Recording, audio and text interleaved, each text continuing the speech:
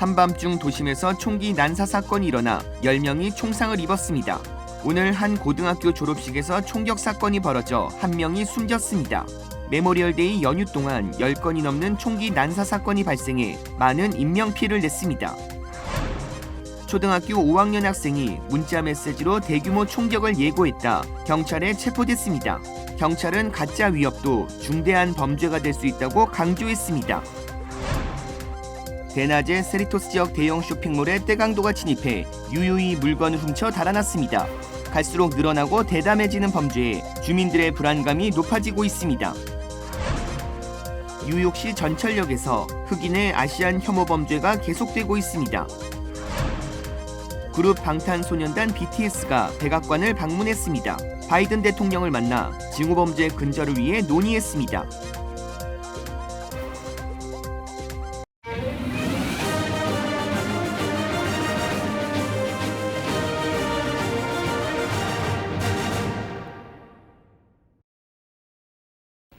시청자 여러분 안녕하십니까? KBS 아메리칸 뉴스입니다.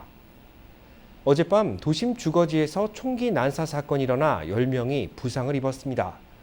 오늘은 고등학교 졸업식이 끝난 뒤 총격 사건이 벌어져 1명이 사망했습니다. 연일 총격 사건이 끊이지 않고 있는 모습입니다. 어젯밤 11시 40분, 집 앞을 비추는 가정용 CCTV 영상입니다. 여러 발의 총성이 울리고 사람들의 비명소리가 들립니다. 사람들은 총소리에 흩어지며 피할 곳을 찾아 달아나는 모습이 영상에 담겼습니다. 총상 피해자 중에는 17살 청소년과 임산부도 있었습니다. 경찰은 파티 소음 신고가 들어와 현장에 있었고 경관 2명이 폭행을 당해 용의자 2명을 체포하고 있었다고 밝혔습니다. 이때 경찰을 향해 2발의 총성이 울려 경관 1명이 부상을 입었습니다. 경찰은 경관 폭행 혐의로 2명을 체포했고 더 많은 사람이 체포될 것이라고 밝혔습니다. 오늘 뉴올리언스에서는 고등학교 졸업식 직후 주차장에서 총성이 울려 노년의 여성 1명이 숨지고 남성 2명이 다쳤습니다.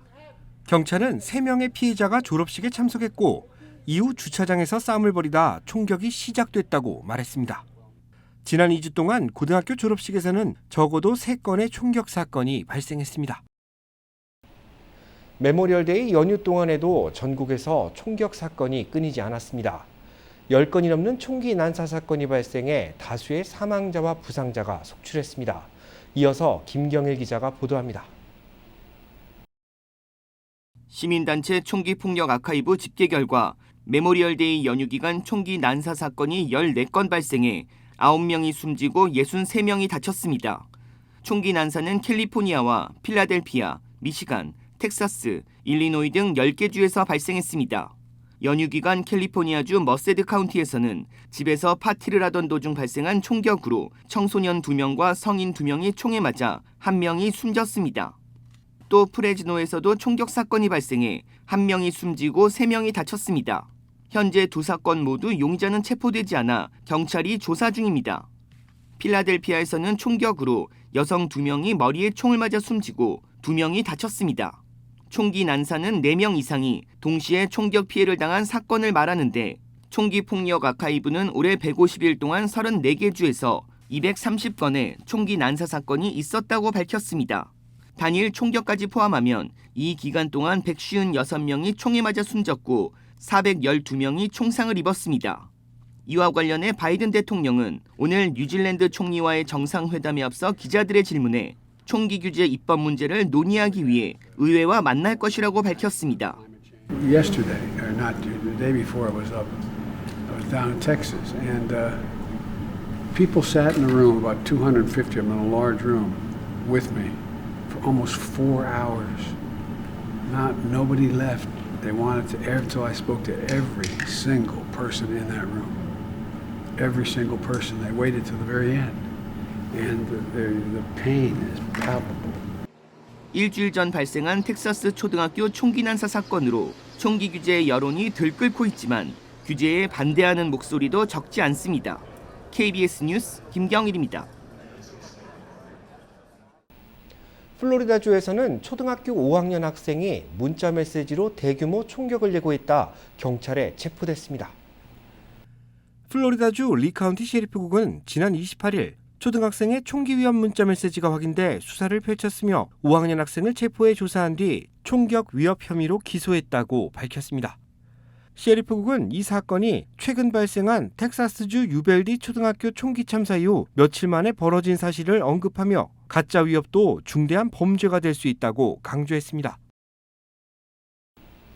지난주 총기 난사 사건이 발생한 텍사스주 초등학교 건물이 재건축될 전망입니다. 학생들의 트라우마를 억제하기 위함입니다. 바이든 대통령은 유벨디 롭 초등학교를 방문해 새로운 건물을 지을 것을 기대한다고 언급했습니다. 연방정부는 총기 난사 사건이 발생한 학교에 재건을 돕는 기금을 보유하고 있는데 이를 사용해 학생들에게 새로운 환경을 조성해 줄 것을 당부한 겁니다. 총기 난사 사건이 발생한 학교를 허물고 새로 짓는 것은 생존자들의 트라우마를 고려한 정책으로 풀이됩니다. 지난 2012년 12월 발생한 샌디훅 초등학교 생존자 역시 3주 후 인근 학교로 전학을 갔고 참사 현장에는 4년이 걸려 새 학교가 지어진 뒤 학생들을 받아들였습니다. 지난 주말 세리토스 지역의 대형 쇼핑몰에 떼강도가 침입했습니다. 대낮에 대범하게 범죄를 저질렀습니다. 보도에 박시몬 기자입니다. 세리토스 대형 쇼핑몰에 위치한 세포라 화장품 업소에 후드티로 머리를 가린 3명의 강도가 대형 쓰레기 봉투에 화장품을 쓸어 담습니다. 용의자들은 손님과 직원들이 보고 있는 상황에도 아무렇지 않은 듯 범행을 이어갑니다. 강도를 당한 업소는 여직원들만 일하는 곳으로 용의자들은 이를 미리 알고 찾아온 듯 서두르지 않고 물건을 챙깁니다. 쓰레기 봉투에 어느 정도 물건이 찾아 이들은 업소 밖으로 유유히 나갑니다. 이들 중 한 명은 하나라도 더 담는 모습을 보이며 여유를 부립니다. 용의자들은 여성 1명과 남성 2명으로 이루어진 3명의 강도단으로 알려졌으나 당일 업소 앞에서 망을 보던 1명이 더 있었던 것으로 드러났습니다. 이번 사건으로 인한 피해액만 해도 27,000달러. 업주는 같은 업소에서만 3번째 강도 피해를 입었다고 전했습니다. 용의자들은 이번 범행에 앞서 인근 의류업소 포레버 21을 먼저 들러 같은 범행을 저지른 것으로 나타났습니다. 경찰은 사건이 일어난 지난주 토요일 하루만 해도 여러 건의 유사 사건이 보고됐다고 밝히며 같은 용의자들이라고 추정하고 있습니다. 이번 영상은 화장품을 사러 갔다가 우연히 상황을 목격한 인플루언서에 의해 촬영됐습니다. 갈수록 늘어가고 있는 범죄는 이제 시간과 장소를 가리지 않고 일어나고 있어 치안 불안에 대한 주민들의 우려가 높아지고 있습니다. KBS 뉴스 박시몬입니다. 아시안 증오범죄 역시 끊이질 않고 있습니다. 뉴욕 전철역에서 흑인 남성들이 아시안 남성을 집단 폭행하는 영상이 공개됐는데 갈수록 심해지는 범죄에 지하철 탑승을 꺼리는 시민들도 늘고 있다고 합니다. 제2사 뉴욕 KBTV 전상희 기자입니다.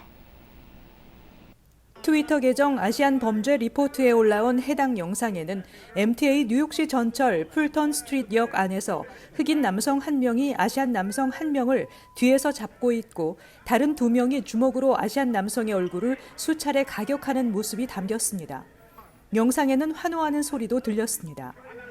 영상을 보면 일방적으로 아시안 남성이 아무런 이유 없이 폭행당하는 것처럼 보이지만 다른 계정에서 올라온 더 긴 영상에는 이 아시안 남성이 주변 여성들을 성추행하려 했다고 말하는 목소리를 들을 수 있습니다. 이 영상이 확산하자 뉴욕시경 아시안 증오범죄 태스크포스는 사건을 조사하고 있다며 해당 사건의 목격자 또는 피해자 제보를 부탁했습니다. 앞서 지난 3월 말에도 맨하탄 제2열차에서 한 흑인 남성이 아시아인으로 추정되는 남성을 기절할 때까지 폭행하는 영상이 공개됐습니다. 57초 분량의 이 영상에는 검은색 옷을 입은 흑인 남성이 아시아인 남성을 지하철 벽으로 밀쳐 얼굴과 머리에 주먹질을 하고 결국에는 목을 졸라 실신시켰습니다. 이처럼 뉴욕시 지하철 내에서는 연일 총격과 폭행 등의 범죄가 횡행하고 있는 실정입니다. 날이 갈수록 심해지는 범죄 수위에 시민들은 지하철 탑승을 꺼려하고 있으며 현장을 목격해도 쉽사리 나서지 못하는 모습입니다. 지난 수요일 공개된 한 영상에서는 한 여성 승객이 흑인 남성으로부터 폭행을 당하고 있지만 아무도 그녀를 도와주지 않는 장면이 담겼습니다. 흑인 남성은 여성 승객의 머리채를 잡으며 고함을 지르며 난동을 피웠고 공포에 질린 여성은 주위 여러 승객에게 도움을 간청했지만 현장에 있던 그 누구도 단 한 발자국조차 움직이지 못하고 있었습니다. 뉴욕시 범죄 증가율은 약 40%로 그중 대중교통 내 범죄 증가율이 62%로 가장 높았습니다. KBTV 뉴스 전상입니다. 아시안 증오범죄를 척결하기 위해 방탄소년단 BTS가 오늘 백악관을 방문했습니다. 한국 연예인으로서는 처음으로 백악관 연단에 서게 됐습니다. 김양순 기자가 보도합니다. 세계적인 K-팝 그룹 방탄소년단 7명이 백악관 브리핑룸을 찾았습니다. 아시아계와 태평양 원주민의 달 5월을 맞아 바이든 미 대통령의 초청으로 코로나 기간 미국에서 큰 사회 문제로 떠오른 반아시아계 증오범죄 근절 방안을 논의하기 위해서입니다. And hi, we're BTS, and it is a great honor to be invited to the White House today to discuss the important issues of anti-Asian hate crimes, Asian inclusion, and diversity. 한국 연예인으로는 처음으로 백악관 연단에 선 BTS는 한 명씩 돌아가며 차별과 혐오를 없애자고 말했습니다. 리더인 RM을 제외하고 BTS의 모든 발언은 한국말로 이루어졌고 미국 기자들을 위한 통역이 제공됐습니다. 네, 오늘 저희가 이 자리에 올 수 있었던 것은 저희의 음악을 사랑해 주시는 다양한 국적, 언어, 문화를 가진 저희의 팬, 아미 여러분들이 계셨기에 이 자리에 올 수 있었다고 생각합니다. 나와 다르다고 그것은 잘못된 일이 아닙니다. 옳고 그름이 아닌 다름을 인정하는 것으로부터 평등은 시작된다고 생각합니다. 백악관 브리핑룸에는 평소보다 2배 이상 많은 100여 명의 기자들이 참석해 핸드폰으로 BTS의 사진을 찍으며 이들의 글로벌 인기를 실감케 했습니다. 바이든 미 대통령과 BTS가 만난다는 소식에 전 세계에서 온 BTS 팬들은 30도가 넘는 폭염 속에서도 이렇게 긴 줄을 늘어선 채 BTS를 연호했습니다. Especially since BTS has such a big voice, people really do listen, and that's why I think Joe Biden really took the opportunity to make sure that they came to speak, because people listen. 백악관은 BTS가 바이든 대통령과 면담을 한 데 이어 백악관 디지털 영상팀과 아시아 증오범죄 근절을 주제로 한 영상을 촬영했다고 밝혔습니다. 워싱턴에서 KBS 뉴스 김양순입니다. 팬데믹 기간 아시아계 노년층을 노린 증오범죄에 대한 공포심이 늘어났다는 조사 결과도 나왔습니다. 비영리단체 아시안 증오범죄 중단과 은퇴자 연합이 발표한 보고서를 보면 팬데믹이 본격화한 2020년 3월부터 지난해 말까지 60세 이상 아시안 노인을 대상으로 한 증오범죄는 모두 824건이 발생했습니다. 증오범죄에 노출된 아시아계 노인의 57.6%는 언어적 모욕이나 따돌림을 경험했고 물리적인 폭행 피해를 입은 경우도 26.2%에 달했습니다. 증오범죄 피해를 입은 아시아계 노인의 65.5%가 스트레스를 호소했는데 이는 전체 아시아계 노인의 24%가 정신적 스트레스 상태에 놓여 있는 것과 비교해 높은 수치입니다. 물가 고공행진 잡기에 안간힘을 쓰고 있는 정부가 통화정책을 관장하는 중앙은행과 함께 대책을 논의했습니다. 관련 소식 이정민 기자가 취재했습니다. 바이든 미국 대통령이 미국의 중앙은행 격인 연방준비제도의 파월 의장을 직접 면담했습니다. 그간 독립적 통화정책을 보장한다며 연방준비제도와 거리를 두어온 걸 감안하면 이례적 만남인데 바이든 대통령은 물가 대응이 최우선 관심사라고 직접 설명했습니다.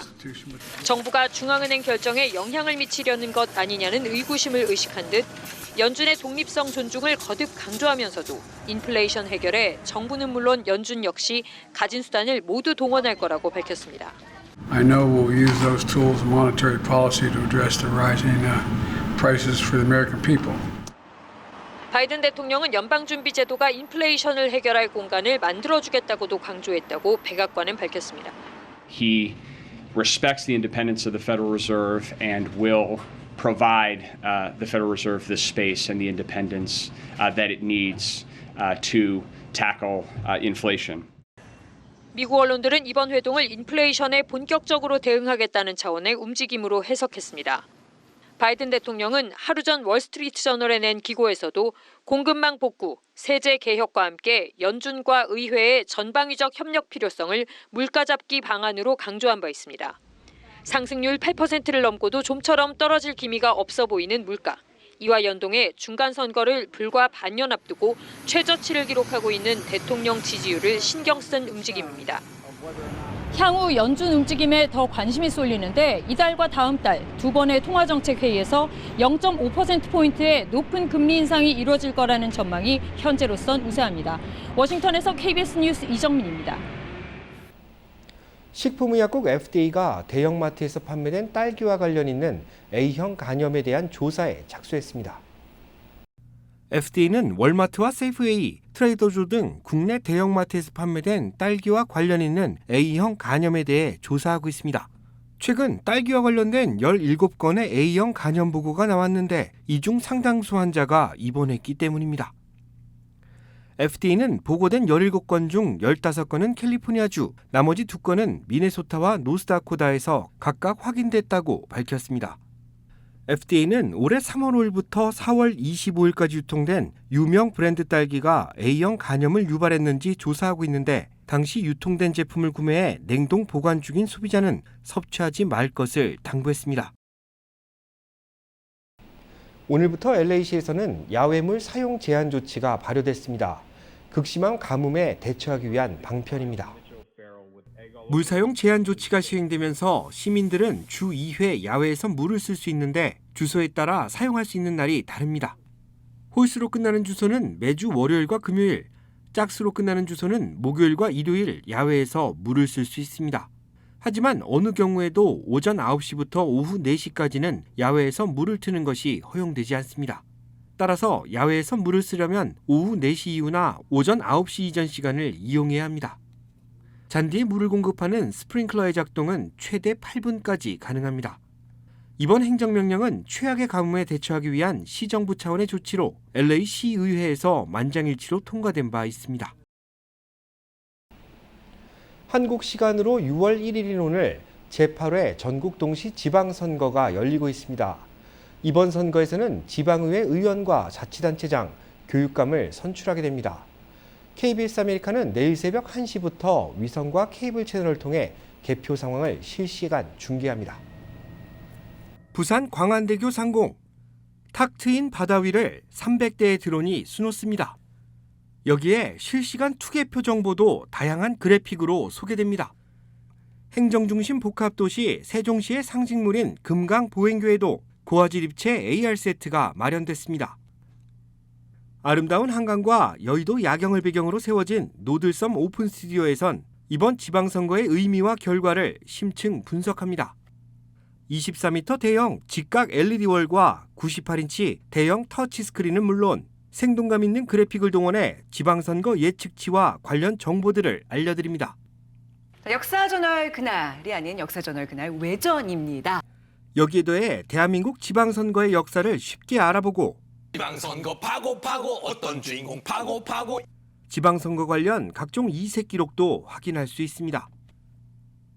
KBS 아메리카는 제8회 전국 동시 지방선거 방송을 내일 새벽 1시부터 위성과 케이블 채널을 통해 실시간 중계합니다. 지상파 방송 3사의 공동 출구조사 결과는 내일 새벽 3시 30분에 발표됩니다. 우크라이나 침공 소식입니다. 우크라이나가 10,000건 이상의 러시아 전쟁 범죄를 조사 중이라고 밝혔습니다. 러시아 군인들에 대한 재판도 진행되고 있는데 러시아도 포로가 된 우크라이나 군인을 전쟁 범죄 혐의로 법정에 세우겠다고 맞서고 있습니다. 김귀수 기자입니다. 우크라이나 검찰은 전쟁 발발 후 매일 200건에서 300건 정도의 러시아군 전쟁 범죄가 보고되고 있다고 주장했습니다. 그러면서 15,000건 이상의 범죄 혐의에 대해 조사에 착수했다고 우크라이나 검찰총장이 밝혔습니다.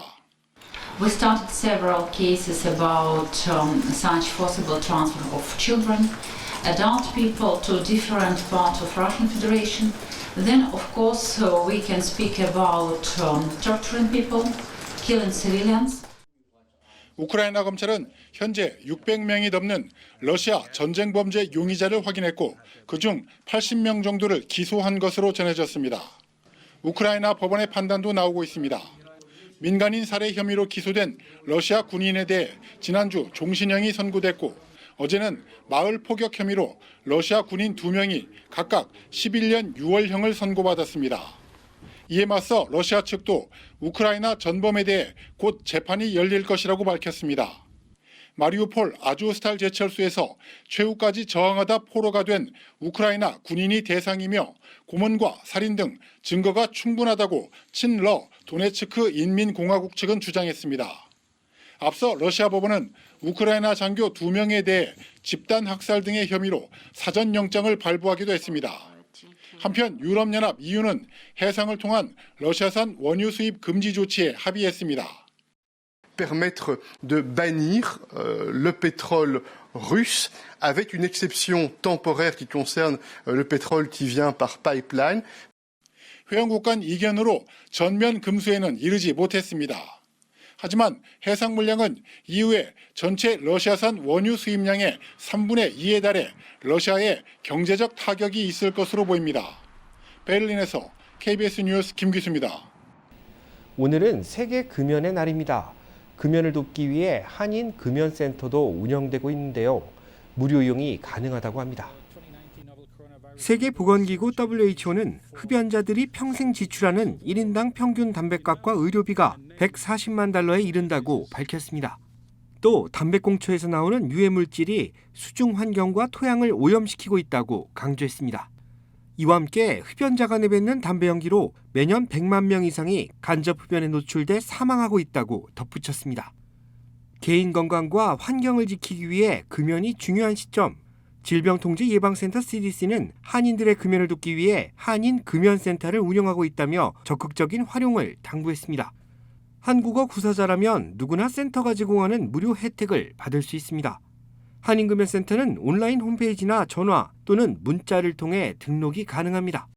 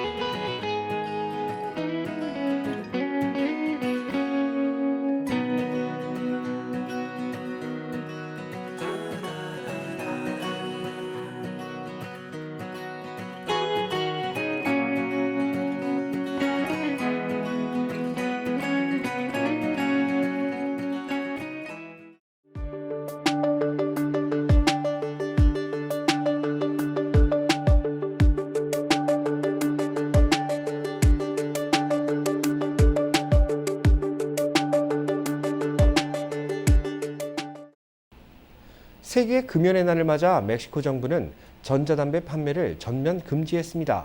미국은 앞으로 어떤 금연 대책을 내놓을지 관심입니다. KBS 아메리카 뉴스 마칩니다. 시청해 주셔서 감사합니다.